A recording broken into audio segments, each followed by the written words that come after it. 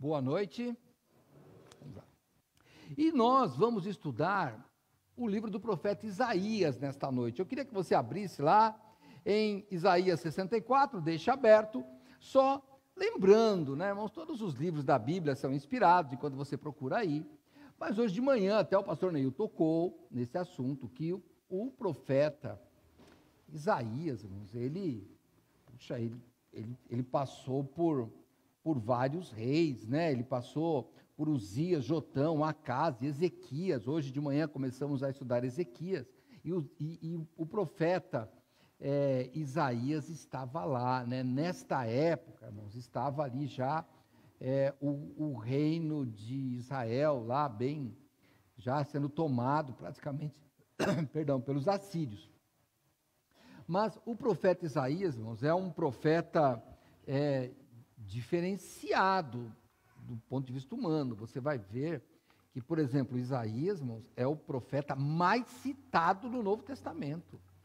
Irmãos, ele é mais citado que Salmos, ele é muito citado.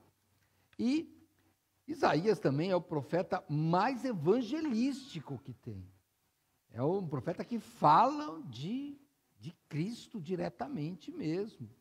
Então, todos falam, toda a Escritura fala de Cristo, mas ele é o mais claro, né? Você pega lá, 53, o servo sofredor, é Cristo lá, né? Então, você nota. E hoje, nós vamos estudar o capítulo 64, eu vou dar uma lida nele inteiro, mas ele é um dos versículos deste capítulo é até citado também lá pelo apóstolo Paulo no Novo Testamento. Então, eu vou ler o capítulo 64, que na verdade são 12 versículos, tá bom? E depois vamos estudar, dá uma olhadinha. Isaías 64. Ó, se fendesses os céus e descesses, e os montes se escoassem de diante da tua face, como o fogo abrasador de fundição, fogo que faz ferver as águas, para fazeres notório o teu nome aos teus adversários, e assim as nações tremessem da tua presença. Quando fazias coisas terríveis que nunca esperávamos, descias e os montes se escoavam diante da tua face, porque desde a antiguidade não se ouviu, nem com os ouvidos se percebeu, nem com os olhos se viu um Deus além de ti, que trabalha para aquele que nele espera. Saíste ao encontro daquele que se alegrava e praticava justiça, e dos que se lembram de ti nos teus caminhos. Eis que te iraste, porque pecamos, neles a eternidade para que sejamos salvos. Mas todos nós somos como o imundo, e todas as nossas justiças como o trapo da imundícia, e todos nós murchamos como a folha, e as nossas iniquidades como um vento nos arrebatam.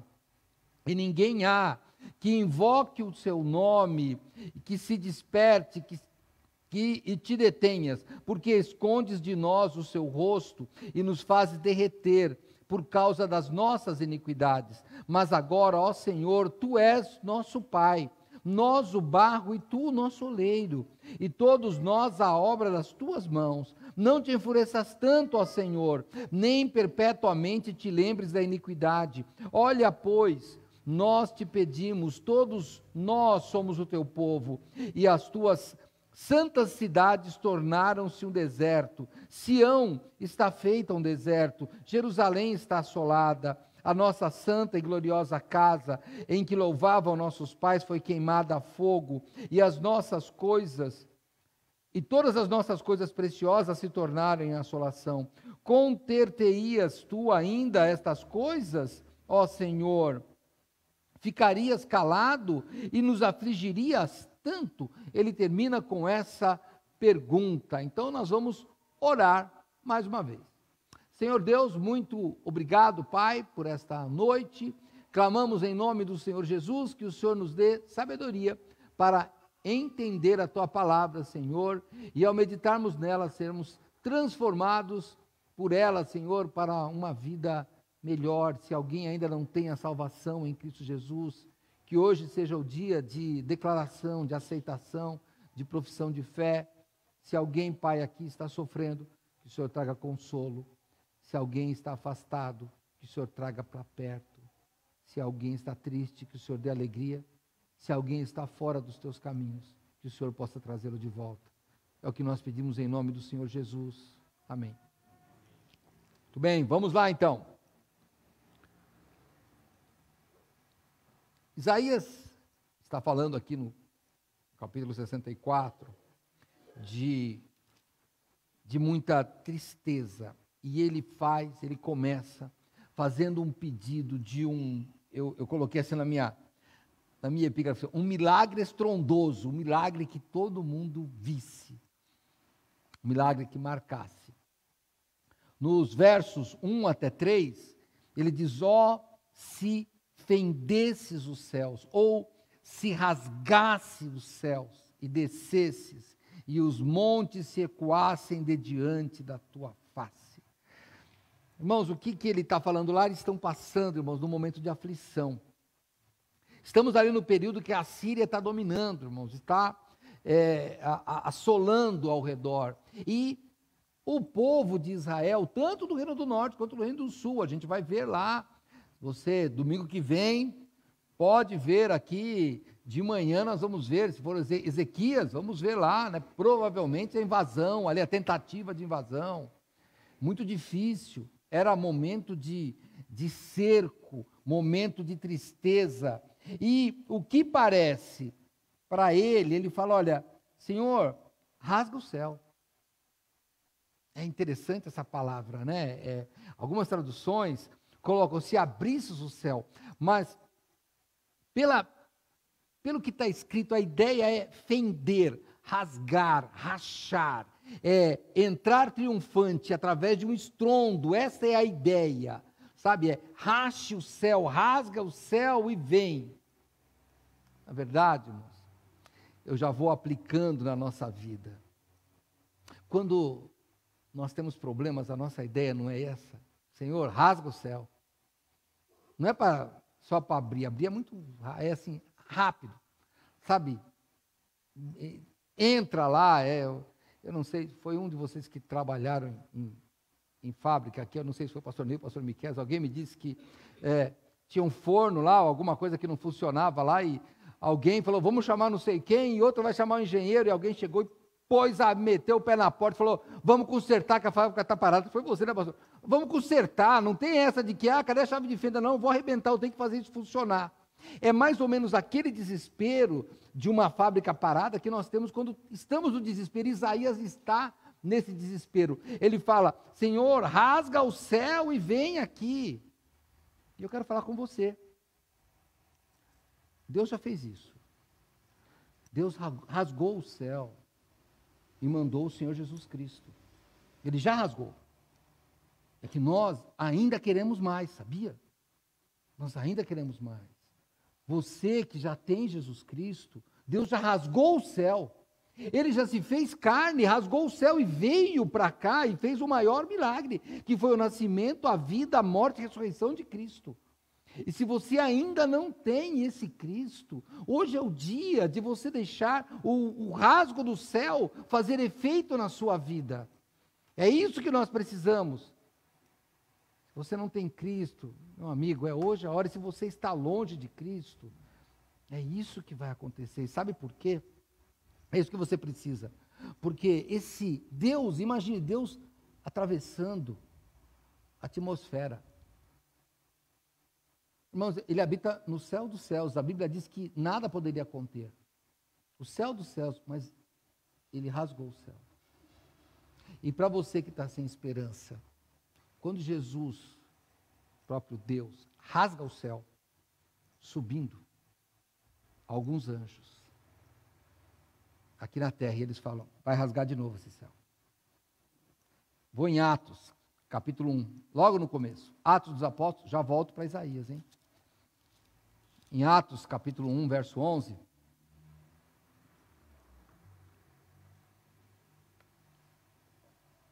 Eu vou ler dos 10, né? Perdão, 10 e 11, tá? Porque daí tem que falar do anjo. E estando com os olhos fitos no céu, enquanto ele subia, ele, Jesus, Eis que junto deles se puseram 2 homens vestidos de branco, os quais lhes disseram: homens galileus, por que estáis olhando para o céu? Esse Jesus que dentre vós foi recebido em cima no céu, há de vir assim como para o céu o vistes ir. Então, pense nisso. Você que já aceitou Cristo, Ele vai voltar. Não perca a esperança. Estamos vivendo hoje numa... sempre tem essas épocas. Eu falo hoje porque a gente vive hoje, né? Mas essa época que parece que os crentes só conseguem olhar para esse mundo. Nós estamos atrás de outro mundo, esqueceu? Ele vai vir. Qual é o seu objetivo? Não, meu objetivo, eu quero morrer e ir lá morar com o Senhor. Não é mais. Ele vai vir ainda. Ainda tem história. Ainda tem história. Irmãos, e quando ele vier, se nós não estivermos vivos, nós vamos participar da história de novo. A história não acabou para nós. A história não acabou. Ele vai vir, ele vai trazer o nosso corpo de volta. Não importa como a gente vai morrer. Se ele não vir nessa geração, eu espero que a gente não passe por isso, mas se passar, nós vamos voltar à história. O céu será rasgado novamente. Você tem que de vez em quando parar, ou todo dia, e pensar nisso. Senão, irmãos, a nossa vida vai ficar só nesse mundo. E segundo as palavras do apóstolo Paulo, é uma vida miserável. Essa vida desse mundo. Não, meus irmãos, pensa. O céu será rasgado de novo. A profecia de Isaías se cumpre em 2 vezes. Até os comentaristas falam isso. A primeira é quando Jesus vem na primeira vinda. E depois ele vem de novo. Vai rasgar o céu de novo. Para a sua vida e para a minha. Pensa nisso. Se você tem Cristo, lembre que ele vai voltar e que o céu novamente será rasgado. Da mesma forma que quando ele veio da primeira vez, muitos não acreditaram, ainda, quando ele vier da segunda vez, também muitos não acreditarão. A tal ponto dele dizer, quando o Filho do Homem voltar, porventura encontrará fé na terra? Então, firme a sua fé. Todo dia tem que firmar a sua fé. Todo dia. Porque Jesus vem. E isso, irmãos, acaba pautando a nossa vida. Nós vamos ver. Por quê? Porque agora, hoje, né, nós votamos aí. Tem alguns políticos que já estão eleitos, outros vão ainda disputar outro turno, mas enfim. Repetimos o que temos falado nisso sempre. Não é só hoje, sempre. Não briguem por esses políticos. Porque, olha, pensa bem, eu vou pensar, né? Historicamente, eu tenho que falar de política, irmão, só por uma coisa. Já votou agora. Nós temos sabe, igual um eclipse, né? Quando eles passam, a lua é igual. Nós temos um presidente disputando com um ex-presidente. Olha que interessante. E sabe o que eles estão fazendo? Estão prometendo no futuro fazer o que eles não fizeram no passado. Não. Eu não estou dizendo quem é bom e quem é ruim. Eu só já sei, aí o professor de matemática, eu já sei o resultado o resultado, pastor, dessa equação é desilusão. Desilusão. Irmãos, não se iludam. Quando você crê na segunda vinda, por que esse crer na segunda vinda é muito importante? Porque, irmão, quando você crê na segunda vinda, a sua vida muda aqui. Eu já falei para vocês, né, que eu conheço um rapaz, ele não é cristão, hein? Cristão não. É amigão meu, assim, amigo mesmo, a gente conversa, respeito a doutrina dele, a minha. Ele diz, tem uns evangélicos aqui, e tinha um vereador na cidade que ele mora lá, ele falou assim, não vou falar nome, porque eu também não sei quem é. Ele falou assim, que rapaz desonesto. Ele falou assim, então um dia eu falei para ele, você é crente de verdade, igual desses crentes? Ele falou, sou. Você acredita que Deus vai te julgar pelo que você faz? Ele falou, o cara ficou quieto. Não, você é crente de verdade? Então, por que você vai prestar conta, meu filho? Vai prestar conta, sim. Não pense que bonitinho, estou na igreja, não. Não vai ser isso. E nós vamos ver pela própria história. a gente vê o Deus julgando pela história. Olha lá, olha os reis que nós estamos estudando pela manhã. Vê, se você não tem, acompanha aí, pega no YouTube aí. Os reis estão tudo bem, daqui a pouco o povo cai de novo. E por quê? E daí Deus manda castigo de novo. E nesta época de Isaías, está assim.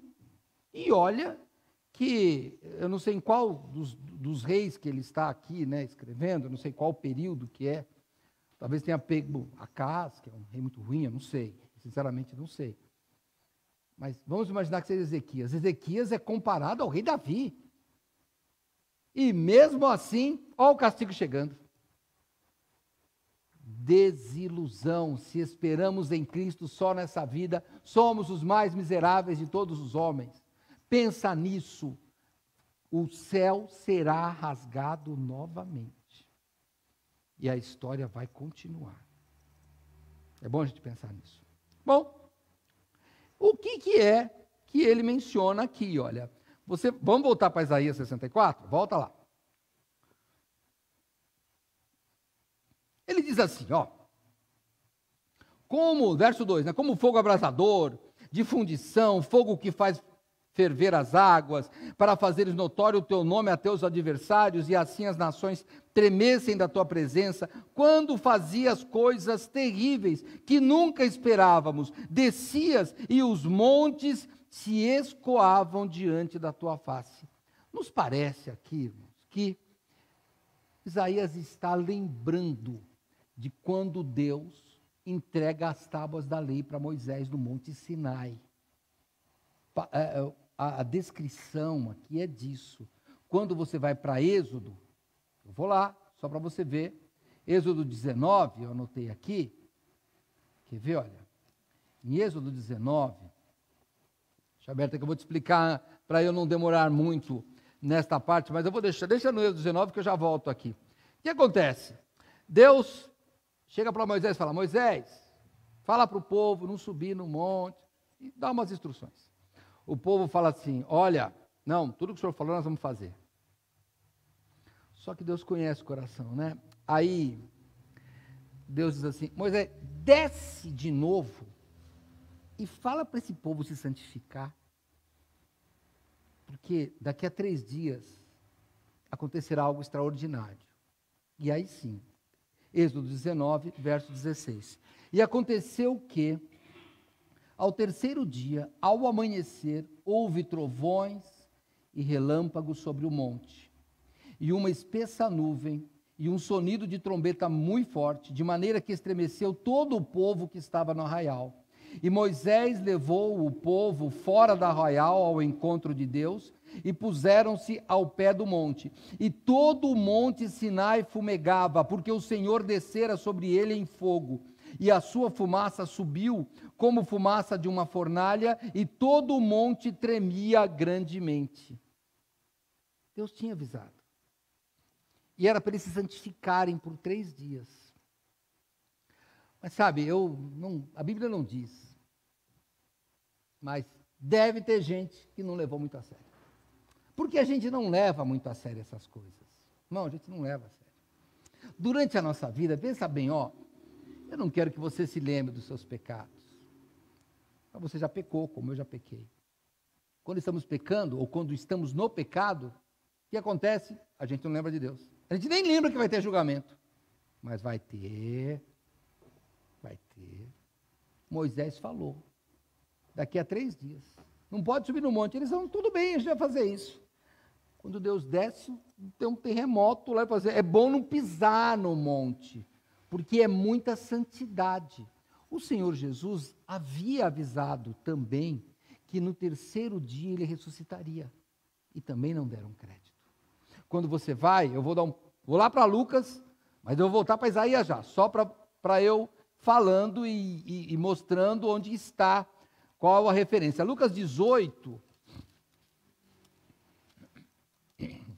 Lucas capítulo 18, no verso 31, diz assim, tomando consigo os 12, disse-lhes, Jesus disse-lhes, né? Eis que subimos a Jerusalém e se cumprirá no Filho do Homem tudo o que pelos profetas foi escrito, pois há de ser entregue aos gentios, escarnecido, injuriado e cuspido. e havendo-o açoitado, o matarão, e ao terceiro dia ressuscitará. E eles nada disso entendiam, e esta palavra lhes era encoberta, não percebendo o que se lhes dizia. Irmãos, nós somos privilegiados, nós nascemos numa época que a Bíblia já está completa. A Bíblia tem revelação progressiva. Ela já está completa e tem 2000 anos alguém estudando e sempre nos trazendo alguma ideia nova. A gente escuta mensagens, a gente estuda, sempre tem alguém olhando de um jeito que a gente não olhou ainda. Então, as promessas do Senhor, elas são sempre cumpridas. Sempre cumpridas. E o que diz lá em Gálatas? Não brigue com o Senhor, que tudo o que a gente fazer, nós vamos colher. Eu queria agora parar com você um pouco. O povo de Israel está sofrendo aqui, no contexto de Isaías. Por quê? Porque Deus é ruim? Não. Porque os inimigos eram mais fortes? Não. Deus já ganhou exército enorme de milhares de pessoas com 300 homens. Então por quê? Porque eles se afastaram do Senhor. Eles se afastaram do Senhor. Irmãos, quando você está perto do Senhor, irmãos, as coisas mudam. O problema é que a gente anda longe dele. E nós vamos nos distraindo dele, nós vamos nos distraindo, irmãos. Sabe, eu vi a história de um homem aí, um náufrago aqui no Brasil, e ele falou assim, o que aconteceu? Ele falou assim, olha, o barco, eu perdi o controle, não sei se quebrou o remo, não lembro o que aconteceu, se foi vela, o que foi. Ele falou assim, e eu via a terra indo embora, achei interessante. Ele via a terra indo embora? Não, a terra estava lá. Era ele que estava saindo da terra. Mas para ele, a terra estava indo embora. É claro, o ponto dele era o barco. Então, o que ele via? Ele via a terra se afastando, mas era ele que estava se afastando. Quando você olha e fala, Deus está se afastando de mim, pode ter certeza, ele está no mesmo lugar. É você que está indo para o meio do mar, para o mar do pecado, para o mar da desilusão. Não faça isso. Esse povo estava sofrendo isso. E quando Isaías fala desses montes pegando fogo, ele estava dizendo isso. Que nós seríamos como cera derretida diante do calor. Mas eu vou chegar mais para frente nisso. Agora, eu quero voltar para o texto que é o principal, Isaías 64. Vamos lá de novo. E agora, nesse verso que na minha Bíblia está grifada, já foi feito músicas com esse texto, e nós vamos ver daqui a pouco que Paulo fala também. Verso 4 de Isaías 64, porque desde a antiguidade não se ouviu, nem com os ouvidos se percebeu, nem com os olhos se viu um Deus, além de ti, que trabalha para aquele que nele espera. Irmão, o que Isaías está dizendo? Nunca antes se viu. Ele está dizendo, é inimaginável. Por quê, irmãos? Porque quando você pega a história da idolatria, a história da humanidade, sempre tem um Deus, com D minúsculo, exigindo alguma coisa. E o nosso Deus, ele trabalha. É uma coisa louca. Ao invés dele exigir, ele entrega.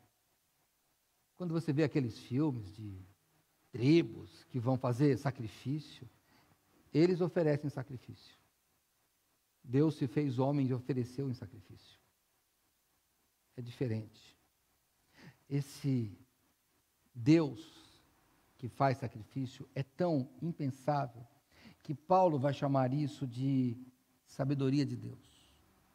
Esse texto aqui de Isaías 64:4, Paulo vai mencionar em 1 Coríntios. Você que não está indo lá, não precisa, eu estou lendo todos, tá? E depois também você pode assistir novamente esta mensagem, você pode pegar as referências, tá bom?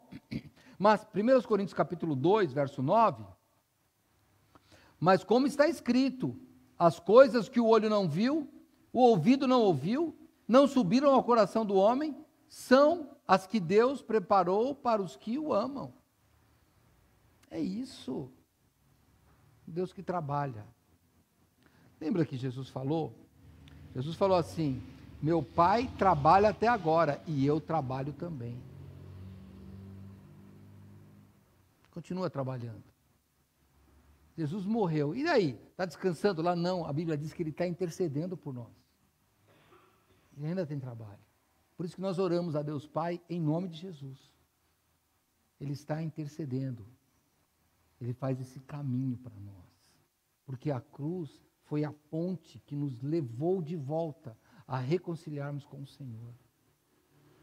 Então, é muito sério, irmãos, a ideia de Cristo. Se você veio aqui hoje procurar uma bênção para a sua vida material, hoje você veio no lugar errado.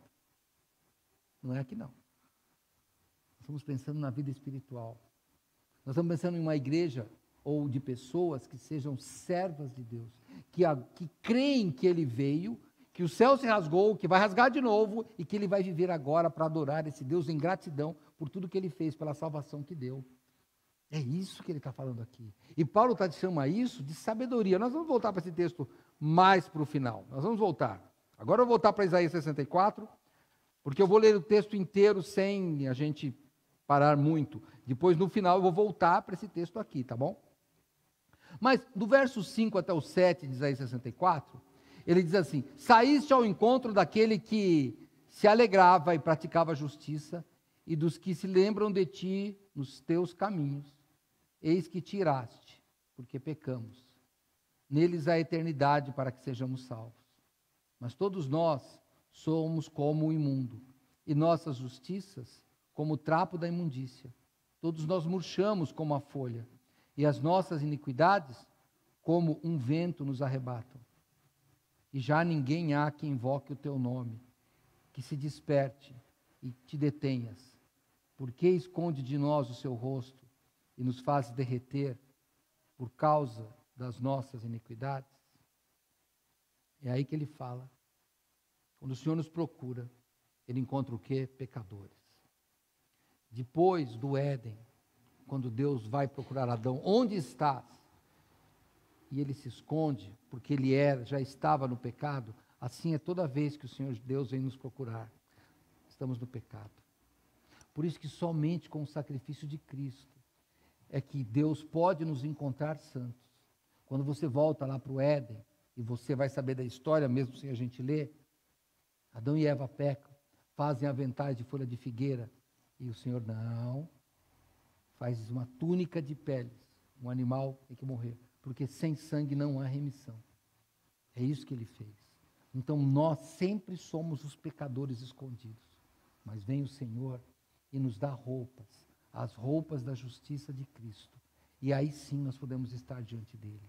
É isso que está dizendo aqui. Senhor, o Senhor achou, veio nos procurar e nós encontrou o quê?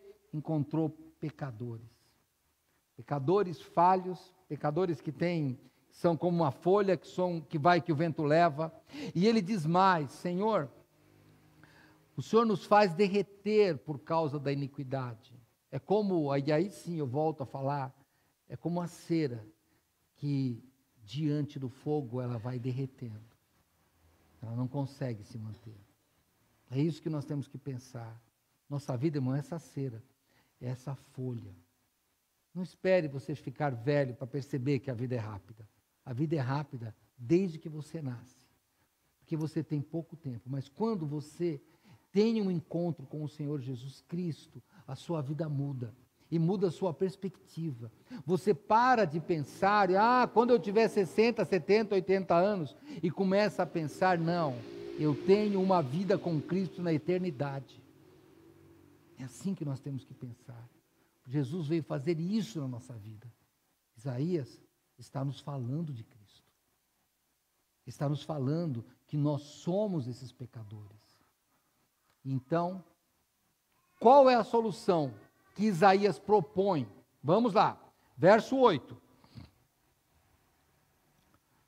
A solução que o profeta propõe em capítulo 64, 8, lembrando que ele é um homem inspirado por Deus para escrever.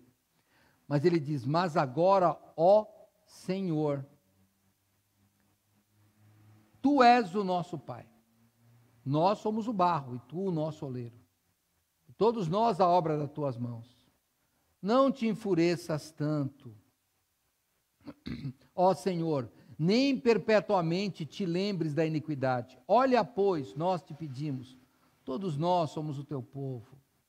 As tuas santas cidades tornaram-se um deserto. Sião está feito um deserto, Jerusalém está assolada, a nossa santa e gloriosa casa em que louvava nossos pais foi queimada a fogo. Todas as nossas coisas preciosas se tornaram em assolação. Conter-te-ias tu ainda sobre estas coisas, ó Senhor? Ficarias calado e nos afligirias tanto? E aqui, irmãos, ele fala da solução que tem é deixar ser um barro na mão do oleiro. E o que é que você depende, o que é que você absorve de tudo isso? É que não adianta, se a nossa justiça é um pano de chão, é um trapo de imundícia, é um pano sujo e rasgado que não serve mais nada, se o peso das nossas obras são como essa folha que o vento leva, o que nós podemos fazer? Nada. A gente tem que se considerar barro e dizer, Senhor, molda a nossa vida. Só que a gente não quer isso. A gente quer dizer para Deus como que nós queremos. É isso que nós queremos. Senhor, faz desse jeito. Não. Nós vamos olhando as coisas acontecendo ao nosso redor e dizer, Senhor, obrigado por nos moldar. E Deus nos molda através da provação. Você já viu, sabe aquela história de um molde, irmãos? É bem interessante isso. Uma vez eu vi um homem fazendo isso lá, então ele pega realmente o barro, irmãos, e ele tem uma roda assim, ele vai pedalando e aquilo vai girando, e ele, com a mão, irmãos, é um negócio, eu não sei como, com a mão ele vai fazendo e aquilo vai virando o vaso na forma que ele quer. E nesse lugar que eu fui, ele dizia, que forma que você quer? Você diz, o que você quer? Quer alguma coisa diferente? Quer assim, que faz bojudinho, que faz não sei o quê. E ele vai fazendo do jeito que ele quer. Um artista. Na verdade, é isso que nós devemos ser. Deixar que o artista Deus modele a nossa vida. Mas nós queremos brigar. Nós queremos fazer a nossa vontade. Nós queremos falar que o Senhor Deus está fazendo algo errado conosco. Isaías não faz isso. Ele diz, Senhor, nós somos errados mesmo. E o que ele fala? Não te enfureças tanto. E ele clama pela misericórdia do Senhor. É isso que ele faz. E eu quero, hoje eu não quero demorar, mas eu quero falar com vocês sobre essa pergunta, que ele termina o capítulo 64. Ele diz, ficarias calado e nos afligirias tanto? Irmãos, não, Deus não fica calado, ele não se aflige. Dá uma olhada, quando ele tinha dito para Abraão que o povo de Israel ficaria 400 anos como escravo, mas depois ele diz para Moisés, lembrei do povo. É a força de expressão, irmãos, eu acho, em cada dia que eu vejo outras línguas, né, outros costumes, eu fico vendo que a tradução é difícil. Hoje pela manhã, você que não pegou, pega o culto de hoje de manhã, estudamos Ezequias. Ele é chamado de filho de Davi, que deve ter umas 12 ou 13 gerações. Eu estava escutando essa semana, pastor, um pastor de Guiné-Bissau, determinada etnia lá da África. E daí ele falou assim, olha, na minha tribo é assim, não tem tio, olha que legal. Não, todo mundo é pai. Então, os meus tios eu trato de pai. Como é que escreve depois a história? Filho, é pai, a gente chama de pai. E daí todo mundo vai mandando. É pai. Falei, que rapaz, vê como é diferente a cultura, a gente não entende, é só diferente a cultura. E aí eu fico imaginando lá, Ezequias, ele é chamado de filho de Davi, né? E daí eu fico pensando, ele é comparado daí, mas ele também cai no pecado. Isaías está pedindo, não, o Senhor não nos, como é que ele escreve aqui? Não nos afligiria. Deixa eu só pegar aqui como é que ele fala. Quer ver? Não te enfureças tanto, nem perpetuamente se lembre da iniquidade. E Deus agiu. Ele não lembrou da iniquidade, ele livrou o povo de Israel. Se você pegar o livro de Juízes, o povo ficava livre 30, 40 anos, caía de novo, ele lembrava de novo do povo. Mas um dia, ele fez a lembrança definitiva, que foi o que menciona em Mateus capítulo 4. Mateus capítulo 4, logo no início, claro, do ministério de Jesus, quando Jesus muda, Mateus 4,16. Quando Jesus muda de cidade, a Bíblia diz: o povo que estava sentado em trevas viu uma grande luz. E aos que estavam assentados na região da sombra da morte, a luz raiou. Desde então começou Jesus a pregar e dizer: arrependei-vos, porque está próximo o reino dos céus. Ou, em algumas traduções, porque é chegado o reino dos céus. Foi aí que ele mudou. E aí responde a pergunta de Isaías: ficarias calado? Não, Deus não ficou calado. Ele mandou a salvação. E nós é que não temos ouvidos para ouvir a salvação que veio em Jesus Cristo. Que mudou e tem que mudar a nossa vida. Irmãos, Jesus Cristo é o próprio Deus. Se você acredita nisso, tem que mudar a sua vida, tem que mudar a minha vida. A gente não pode ter o serviço ao Senhor Jesus como um episódio da nossa vida. Você deve ter feito isso, hein? Então eu não estou falando com ninguém em particular. Sabe aquela de que, hoje acho que eu não vou na igreja, não. Hoje acho que não deu para ler a Bíblia hoje. Puxa, vou dormir, nem lembro, acho que eu não orei hoje. Irmãos, pensa bem. Esse é o Deus que a gente serve? É o Deus que fica lá no finalzinho, lá no fundo, se der. Não, isso não é Deus não, isso é outra coisa, eu não sei o que é. Nós temos que mudar. Eu repito o que eu falo aqui há mais de 20 anos.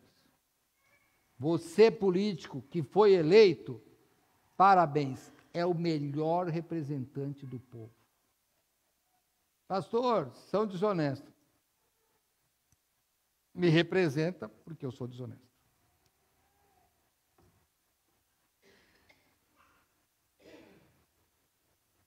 Sabe aquela aposentadoria que você dá um jeitinho para receber? Irmãos, eu não faço isso, eu sei, irmão, mas aqui é assim. Agora nós temos um número de evangélicos no Brasil crescendo, só que não muda. Como não muda? Então não seja mais evangélico, seja um crente, talvez seja melhor. Um crente que adora a Deus, um crente que sirva a Deus. Servir a Deus todo dia, irmãos, não é um privilégio do pastor, nem dos líderes aqui, é de todo mundo. Então, peraí, aí a pergunta que vem é: que Deus que a gente está servindo? Isaías está falando de um Deus que não fica calado. E sabe o que acontece com o que o profeta está passando? O povo errou e Deus está disciplinando aquele povo. É isso que ele está falando. E em nenhum momento, é interessante você falar, que você vê aqui, que Isaías não culpa a Deus. Ele não culpa a Deus. Ele é igual nós somos o náufrago, né? Eu estava no barco e a terra foi embora. Isaías sabe, Deus está no mesmo lugar, eu que estou indo embora. Ele fala: eu que sou errado. Eu que sou errado. A gente fala de uma geração de mimimi, né, mimizenta, mas nós somos todos assim. Fica irado com qualquer coisa com Deus, irmãos. É o Senhor Deus. Eu estava comentando, já comentei com vários irmãos aqui, né? A gente acredita em algumas coisas. Por exemplo, eu tenho convicção que nós somos pós-tribulacionistas. Eu acho que Deus salvou pela presciência. Aí imagina eu chegando no céu. Deus fala assim: não, eu vim antes. Eu falo: o senhor está certo. Ele fala: não, eu escolhi quem vai para o céu. Eu falo: o senhor está certo. Eu já decorei a minha resposta. Vai ser sempre essa: o senhor está certo. O senhor está certo. Você aí que teve aquela educação rígida, né? Que eu já Nós aqui que estamos com os nossos 60, era assim, ganhava a bala, leva para a mãe. Se ela autorizasse, abria, senão não. E a mãe sempre estava certa. Bons tempos, hein, irmã Vanessa? Não tinha essa de que, pai, eu acho que o senhor está errado. Nunca achava nada, irmão, não achava nada. Nada. Se o pai dissesse, olha, isso que está bebendo aqui é refrigerante. Que gostoso, pai. Acabou. Pensa que era assim? A mocinha ali até olhando para a mãe. É assim. Sabe essa que você fala assim, mãe, é claro que é água. Sabe por quê que eu sempre falei, a senhora está certa? Porque os meus dentes estão aqui até hoje. Tem uns aqui que ficaram banguelo, porque se falasse assim, isso daqui é refrigerante. Você, não, mãe, é água. Acabou. Ia virar suco de groselha, porque ia ficar vermelho. Você já era assim. Agora, você fala, não, pastor, era outra época. Irmãos, Deus é o mesmo. Ele não vai dar o tapa na boca, mas ele vai disciplinar, hein?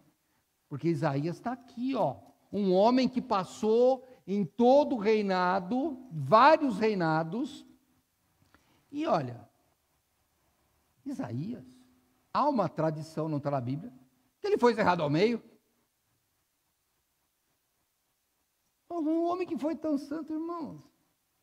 Nossa vida, irmãos, é servir esse Deus, que tem planos eternos, não planos materiais, não planos miseráveis. É por isso que tivemos homens na história do cristianismo que queriam morrer por Cristo. Por que queriam morrer por Cristo? Porque Ele é o verdadeiro Deus e por Ele eu faço tudo. Tudo, não discuto. É isso que Ele está falando. Quando Ele pergunta, Senhor, tu vai te calar? Ele fala, não vou calar. Deus vai fazer. E volta para o verso 4. Pastor, eu não consigo pensar isso. Nós não conseguimos pensar. Porque para você pensar o que Deus pensa, você tem que ter outro conceito de sabedoria. Sabedoria, irmãos, é um conceito que pode ser humano. Quer ver? Olha o que eu escutei. Não lembro se era um crente não, hein? Era num podcast aí. Aí tem um filósofo aí falando. Nós, na sociedade atual, começamos a dizer que o bom era a pessoa inteligente e estudada. Que ótimo. Nós temos o crime organizado por pessoas inteligentes e estudadas. Esquecemos que isso não era importante. O pastor não fala a faculdade que ele estudou, mas depois você pergunta para ele. Os melhores. Aí fico pensando, que bom que eu não fui para lá. Irmão, será que você ia aguentar? Será que a gente quer tanto que nossos filhos passem numa faculdade para depois eles abandonarem a fé? Vale a pena? Nós privilegiamos coisas erradas, irmãos. Sabedoria não é isso. Olha a liberdade. Liberdade é fazer o que eu quero. Aí vem um homem chamado Agostinho que diz, liberdade não é fazer o bem e o mal, é poder escolher o bem e o mal. Liberdade é poder escolher sempre o bem. Quando Eva pôde escolher o bem e o mal, escolheu o mal. Então não é liberdade. Porque isso não era liberdade. Eles procuraram a liberdade e ganharam prisão. Quando Paulo fala desse texto, volta comigo lá, 1 Coríntios. Ou, senão eu vou ler, tá bom? 1 Coríntios capítulo 2, para a gente ir para o final. 1 Coríntios capítulo 2. Eu falei do verso 14, né? Verso 9, perdão. Mas como está escrito, as coisas que o olho não viu e o ouvido não ouviu, não subiram ao coração do homem, são as que Deus preparou para o que o amam. E aí ele vai falar de sabedoria, não de sabedoria desse mundo, mas a sabedoria divina. E vai concluir lá no verso 14. E aí sim, vai comigo no verso 14.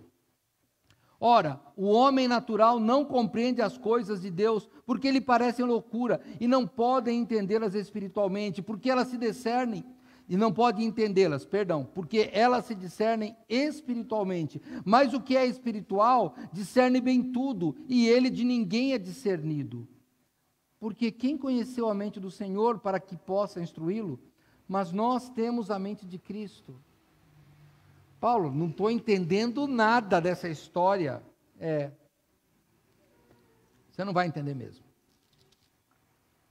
Não vai entender porque uma vez um homem muito sábio, religioso, conversando com Jesus, Jesus disse para ele: você tem que nascer de novo. E esse homem disse: como é que é? Eu vou entrar no ventre da mãe e nascer de novo? Ele: não, nascer de novo. E Jesus explica, e aí você pode sair de Isaías e vamos comigo lá para João capítulo 3.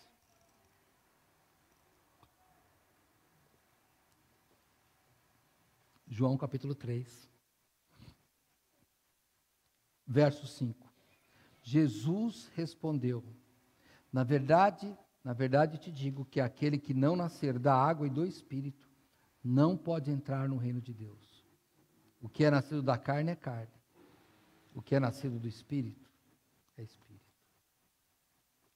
Só tem uma forma de nós adorarmos esse Deus, é nascendo de novo em Espírito.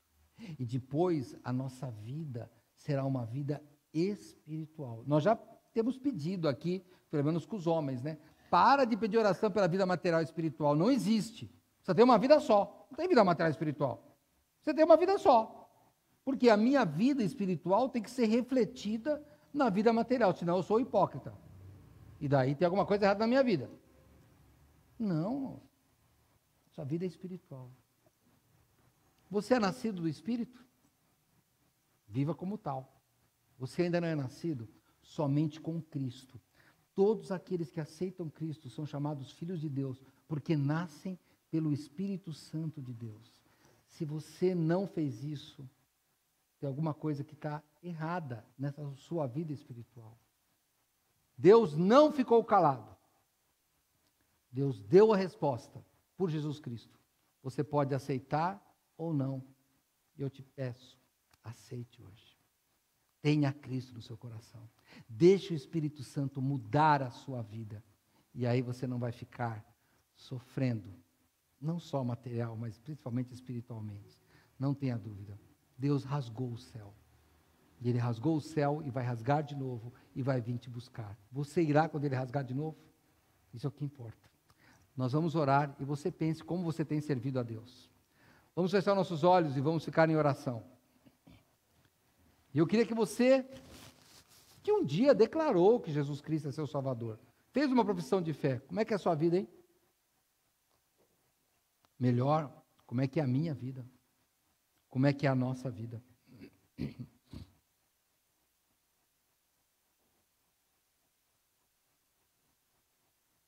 Minha vida espiritual está se derretendo como cera ou está se firmando? Porque o Senhor Deus nos dá forças. Mas se você não tem Cristo, eu queria que hoje você pensasse, pense bem. A vida realmente é curta, eu não quero que você morra, mas só tem a chance nessa vida. Então pense bem se não é hora de você fazer uma profissão de fé, declarando o Senhor Jesus como seu Salvador. E é isso que mais importa na nossa vida. E daí, quando Jesus vier de novo, rasgando o céu, você será levado com Ele. E vai viver com Ele para sempre. Senhor Deus, nós estamos aqui porque nós adoramos o Seu Filho Jesus Cristo. Nós adoramos Deus Pai, Deus Filho e Deus Espírito Santo. Nós adoramos a Trindade, da nossa forma, na sua função. Mas nós sabemos que Tu és um Deus triuno. E nós pedimos, ó Pai, em nome de Jesus, daquele que veio, que morreu em nosso lugar, que nos deu salvação, Senhor, que nos reconciliou contigo, ó Pai. Aquele que nos mandou o Consolador, o Teu Santo Espírito, e transformou nossa vida. Que hoje Ele faça o mesmo, transformando vidas nesta noite. Não importa onde a pessoa está, se estiver aqui ou se estiver longe pelas redes sociais, eu te peço, Pai, salva o Senhor Deus, porque sabemos que o Senhor não ficará calado. Nós oramos em nome de Jesus. Amém.